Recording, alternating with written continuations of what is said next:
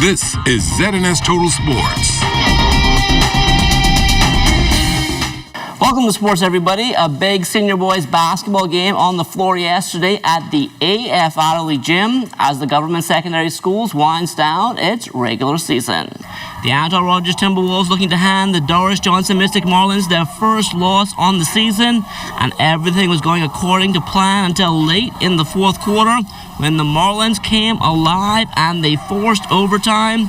In that extra session, Doris Johnson, they continued that momentum and kept their perfect record intact, winning 79-74. It was a hard-fought game. I think we came out pretty strong at the beginning, but I think we got a little bit relaxed during the middle part of the game. You know, that allowed Anatol to build a little bit of momentum, and that momentum took them over to the end part of the game. They went up by about maybe 6 or 8 points or so in the fourth quarter, you know, but my team, we've been in that situation a few times this season, so I just want them to remain poised, and that's what they did. On to the private schools now. Senior boys action taking place yesterday at Temple Christian as the league leading Suns hosted the Charles W. Saunders Cougars. This one was close for a quarter, but all that changed for the final three quarters, and the Suns went on to improve to 7-1 with an 83-61 victory. From the NBA, Buddy Hield and DeAndre Ayton back on the floor tonight. DeAndre and the Suns continue their four-game road trip in Toronto against the Raptors. Buddy and the Sacramento Kings, they start their six-game swing in Charlotte against the Hornets. The Providence Volleyball Association on court last night at the Donald Davis Gym. It was a back-and-forth matchup between the Lady Defenders and Warhawks. Warhawks opened strong, winning the first set 25-20. The Defenders came back, take set 2, 25-15. The third set even easier as the Defenders took this one 25-10. That put them one set from victory, but the Warhawks didn't go away. They won set 4, 25-23 to force a fifth and decisive set.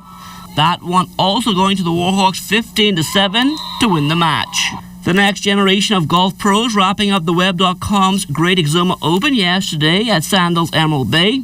Amajal Knowles tells us who has bragging rights. In a final day of golf that was filled with drama at the Web.com Great Exuma Classic held at Sandals Emerald Bay, several players were within a stroke of the top spot. One managed to separate himself on the final day. China's Marty Doe tallied 5 total birdies, including the final 3 holes, to reach 27 under for the tournament. He edged out Ben Coles and Steve LeBrun, who ended up 2 strokes back at 16 under.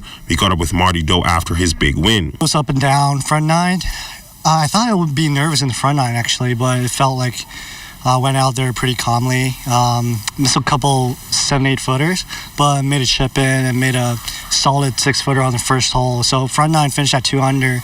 I thought it was just like playing myself, but starting from the back 9, it just kind of lost there. Got lost away from the nerves. Got a little nervous, and then started, making really easy mistakes. And didn't really go with the plan we got, and just kind of having this kind of thoughts in my head, just not playing my own golf. But when I got to 15, I know that guys are close to me. I found out the score. There's a guy, Ben Coles was at 16 under, so I knew that I had to make some birdie and make a run. So I killed myself mentally there, and went out and just got my own rhythm back and went in my mode. Made 3 birdies coming back in. Next up for Marty will be the Great Abaco Classic that takes place next week at the Abaco Club in Winding Bay. For myself and my cameraman Shane Gibson, we just like to thank the staff here at Sandals Emerald Bay for their warm hospitality over the past 3 days. For ZNS Total Sports, I'm Amajal Knowles.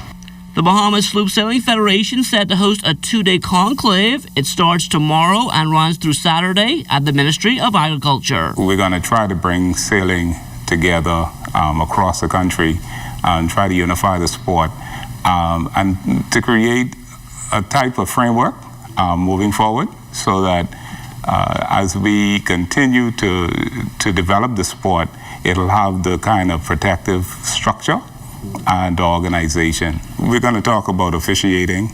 We're going to talk about youth sailing, marketing, and we're also going to look at funding. And that is your first look at sports. Don't go anywhere. First at 6 is back after the break.